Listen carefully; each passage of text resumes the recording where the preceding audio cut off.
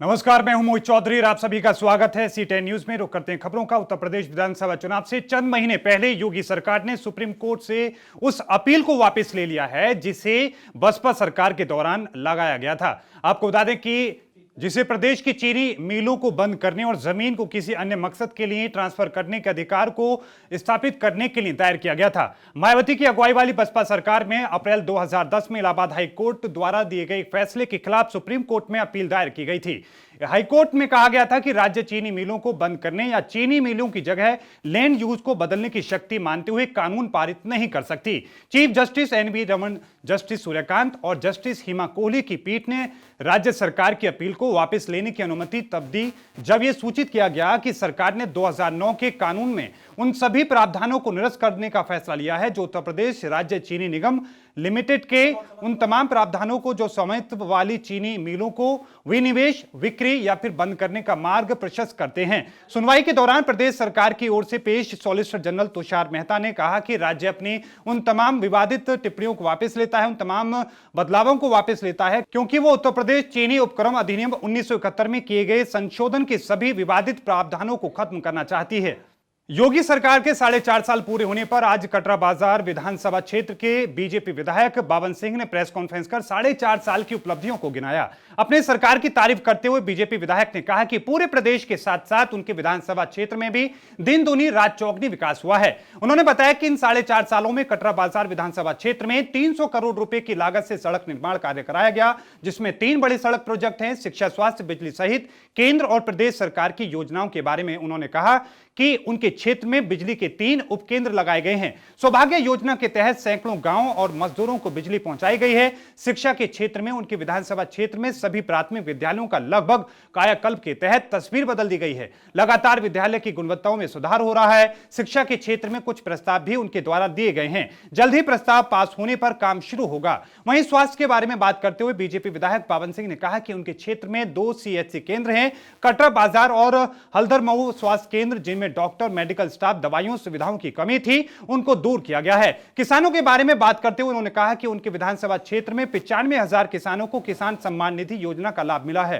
विद्यालयों का इस सरकार में टाइल्स लगाकर जीर्णोद्धार किया गया है। अब एक बेहतर स्तर तक की स्कूल बन गए हैं।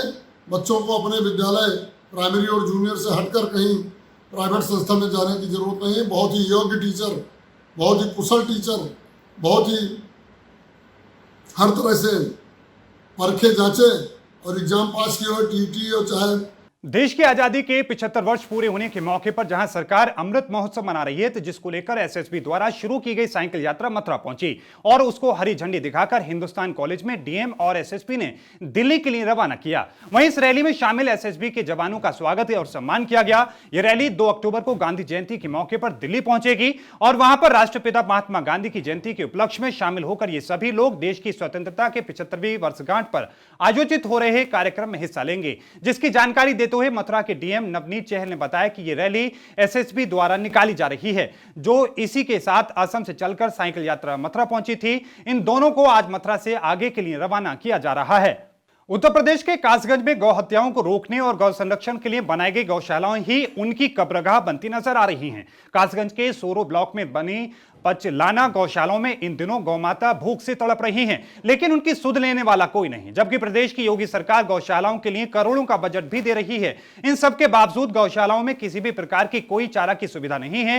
रोजाना इस गौशाला में 3 से 4 गायों की मौत हो रही है और जिम्मेदार अधिकारी मौन बैठे हुए हैं। जानकारों की आपको बता दें कि जानवरों की मौत के बाद से लगातार मरे हुए जानवरों के साथ साथ बहुत ही कमजोर अधमरे जानवर भी खुले मैदान में पड़े हुए हैं, जिन्हें चील कौवे अपना शिकार बना रहे हैं। आलम यह है कि देखने वालों की आंखों में आंसू आ जाते हैं, मगर जिम्मेदार अधिकारी, कर्मचारियों और डॉक्टर का दिल नहीं पसीजता। इस गौशाला में 3 से 4 गायों की मौत हर रोज हो रही है। इस मामले में ग्राम प्रधान प्रतिनिधि राकेश सिंह ने बड़ा दावा किया है। उन्होंने कहा कि गौशाला में तैनात कर्मचारी कहते हैं कि इस गौशाला से आपका कोई लेना देना नहीं है और न ही इस संबंध में कोई जानकारी प्रदान की जाती है।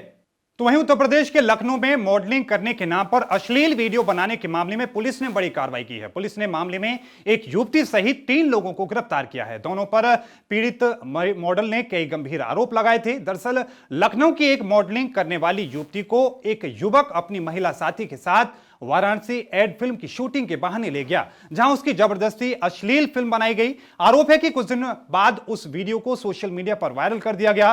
वीडियो हटाने की मांग पर पीड़िता से 2 लाख रुपए की मांग की गई। साथ ही रुपए न देने पर रिश्तेदारों को वीडियो भेजकर बदनाम करने की धमकी दी गई। पीड़िता की तहरीर पर गोमती नगर पुलिस मुकदमा दर्ज कर जांच शुरू कर दिया गया है और 3 लोगों को गिरफ्तार किया गया है। मामले में गोमती नगर के एसपी श्वेता श्रीवास्तव ने कहा कि काकोरी निवासी एक युवती प्राइवेट नौकरी के साथ मॉडलिंग करती है। उसका आरोप है कि मॉडलिंग के सिलसिले से उसकी मुलाकात रेहान नाम के एक युवक से हुई, जिसने कुछ और लोगों के साथ मिलकर इस वारदात को अंजाम दिया है। और इस बुलेटिन में अभी के लिए इतना ही। लगातार खबरों के लिए देखते रहें C10 न्यूज़। मुझे दीजिए इजाजत। धन्यवाद।